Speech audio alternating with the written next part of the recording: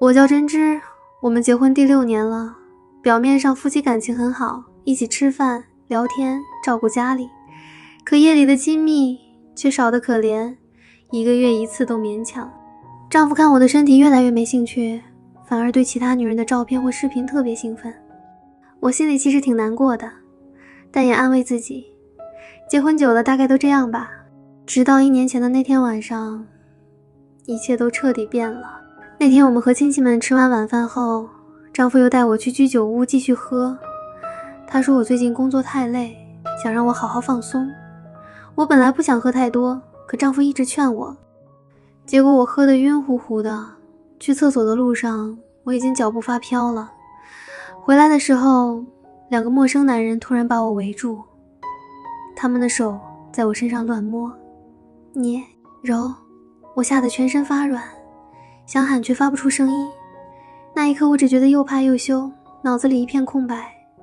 丈夫终于出现时，我以为他会冲上去保护我，结果他只是把我扶起来带我走。那天他表面上很生气，可后来我发现他看我的眼神变了，变得越来越热切，越来越兴奋。从那以后，他心里就埋下了一个我完全不知道的念头。这次我们又回老家扫墓，参拜完后，丈夫突然说附近新开了一家民宿温泉，可以好好放松。我还挺开心的，心想难得他这么体贴，我们好久没单独旅行了。到了地方，我才发现事情不对劲。温泉入口写着奇怪的规则，丈夫笑着解释说，这里有按摩的规矩，就是大家可以随意亲密交流。我当时脸都白了，心想什么？这是什么鬼地方？丈夫却拉着我进去，小声说，来都来了，就当给我们的婚姻加点刺激吧。我心里又气又怕，拼命想拉他走，可他已经付了钱。我强忍着不安走进去，心想他到底在想什么？我们是夫妻啊，怎么能……进了大浴场，一开始里面一个人都没有，我心里瞬间放松下来，心想还好没有别人。我脱掉浴衣，慢慢走进温泉水里，水温刚好，热气升腾。我靠在池边轻轻叹了口气，觉得这趟旅行总算有点浪漫了。可没过多久，陆续有男人走进来，因为是男女混浴，我也没太在意，只是觉得很害羞。我赶紧用毛巾把胸口和下面紧紧遮住，低着头不敢看他们，心里反复念叨，别看我，别看我。我能感觉到他们的目光偷偷瞄过来，有人在小声议论。我更用力地把毛巾往身上按，脸烫得像火烧，心想怎么这么尴尬，早知道就不来了。慢慢的开始不对劲了，他们越靠越近，眼神不再是偷瞄，而是赤裸裸地盯着我。有人故意从我身边擦过，手无意碰到了我的腰，我心跳瞬间加速，慌张地往丈夫那边看，他却只是坐在池边，眼睛亮亮的，嘴角带着一种我看不懂的兴奋。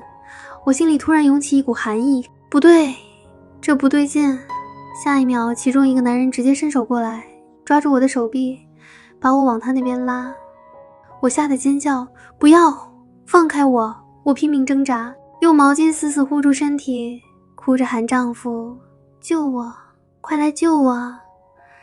可丈夫只是看着，一动不动，呼吸越来越重，脸上是那种满足到扭曲的表情。那一刻，我的心像被刀狠狠扎进去一样疼，羞耻、愤怒、屈辱、背叛，各种感觉一起涌上来。我想跑，想打他，想大哭大闹，可我被他们按在温泉里，根本动不了。我只能咬紧嘴唇，强忍着眼泪，心想为什么是你带我来这里？为什么你看着我被别人这样摸还这么高兴？你到底把我当成什么了？后来他们把我带到休息室，那里的榻榻米上，我被好几个男人围住，他们一个接一个，我哭着求饶，哭着喊丈夫救我，可他只是坐在旁边，越看越兴奋。我从一开始拼命挣扎、哭喊不要，到后来声音都哑了，身体也没力气了。我心里一遍遍问自己，我到底做错了什么，要受这种罪？我是你的妻子啊，为什么要这样对我？可看着丈夫那满足又疯狂的眼神，我突然明白了，他想要的就是我被别人玩弄的样子。他不是不爱我，他是把我的屈辱和痛苦当成了他最大的情趣。我好恨，好想逃，可我又舍不得这个家，舍不得6年的婚姻。慢慢的，我不再哭喊，不再挣扎，只是咬紧牙关，强忍着一切，心想，既然你这么想要，那我就忍吧。为了你，为了这个家，我忍。那天晚上，我被他们玩弄了很久很久，我的身体在颤抖，心却越来越麻木。从最开始的完全不知情，满心信任，到发现真相后的震惊与愤怒，再到后来被一次次侵犯时的屈辱、痛苦、强忍。我好像真的变成了他手里的一个情趣傀儡。天亮的时候，丈夫抱着我说谢谢我，说我们的婚姻又活过来了。